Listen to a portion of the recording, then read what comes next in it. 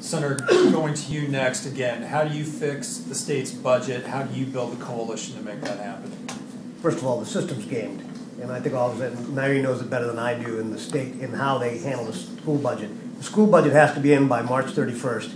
And if you own that budget when you don't even know what the state budget's going to be, and they're always continuing 30, 60 days late, the system's been gamed. And that's just one instance.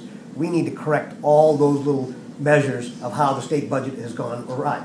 A small business person, you know what it is to balance a checkbook. You don't buy unless you have the money. And in the state, they haven't figured that out. They put in long-term programs on short-term revenue sources. And I apologize for saying the word revenue. It's a tax. What we do around the table is called revenue. We have a product, we sell it, we have revenue. They have a tax. And you can't predict all those expenses based on tax that is not predictable. The other thing, if you look at the game, how the system's gamed, you have a leadership of 5 or 6 people that are working on the budget.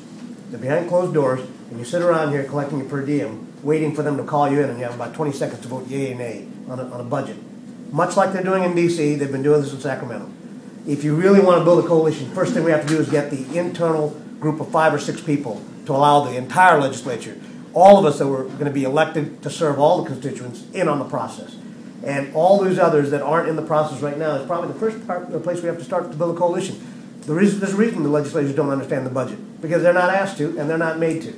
We can come back and say give all the flowery speeches, but unless you're part of the process, unless you're part of the sausage making, you're never going to get it. And then in 6 years, you're out and you're looking for the next job. It's time to end the career politicians. It's about those people that are making a payroll. The difference in a small business candidate, I'm an employer, and the difference between an employer and an employee is we sign both sides of the paycheck. And we know what that means. So, thank you.